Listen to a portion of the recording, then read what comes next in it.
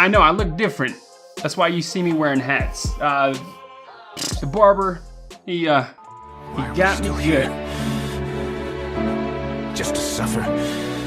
So the Moto 360 first generation was released in 2014 for around $250. A few years have gone by. You can now pick one of these things up used on eBay or Craigslist anywhere from $30 to about $60. Now for that price, is it even worth picking up almost 5 years later? Well, we're going to talk about exactly how this watch has held up, what I use it for, give you guys my overall thoughts and opinions on this watch to see if it's a good option for you.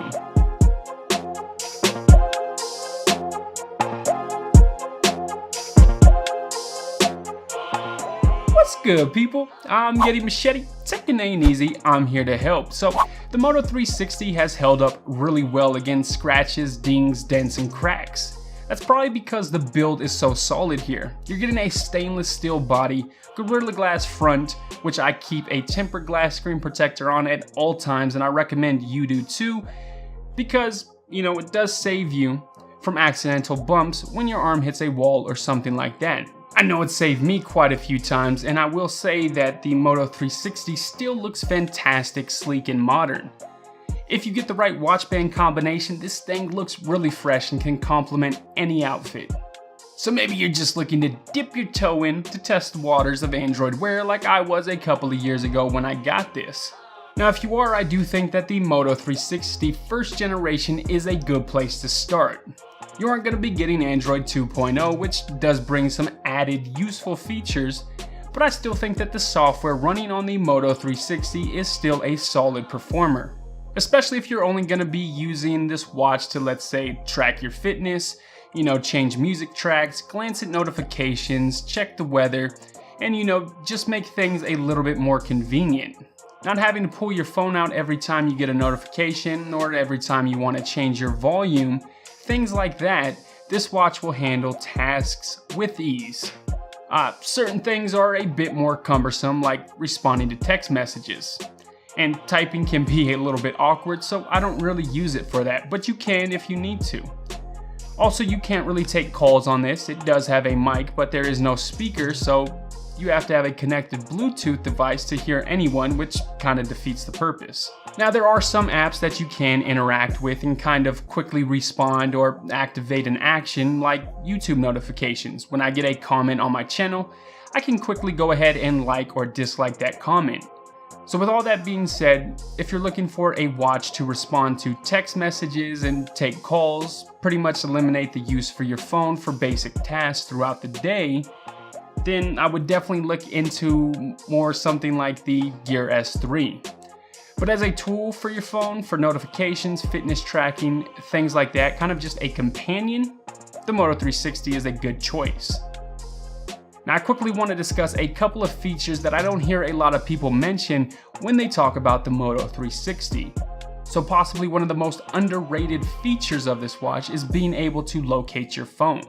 I can't tell you how many times my phone gets slipped between couch cushions or falls out of my back pocket somewhere, and I just go crazy looking for my phone. This watch literally fixes that. And every time I lose my phone, I just swipe over, tap on the Find My Phone icon, and within a couple of seconds, my phone will start to ring, and I'm good to go. Another really useful feature here is being able to set an alarm. I use it kind of like a timer when I'm cooking or things like that. Since there is no speaker, it'll just vibrate, so I wouldn't really rely on this thing to wake you up in the morning unless you're a light sleeper. Now, oddly enough, one of my most used features of this watch is the calculator app, which really helps me out when I'm doing my grocery shopping. I never really liked pulling out my phone because I was always afraid that I might set it down and forget about it. So yeah, calculator app is great for me. Now, I do want to address the elephant in the room, which is the battery life of the Moto 360. Admittedly, it's not the best, and if you're looking for a watch to last you a full entire 12-hour day, this is not going to be for you. With normal day-to-day use, you know, quickly glancing at notifications, checking the time, my heart rate, and changing tracks throughout the day, after about 8 hours or so, I'm left with about 15%.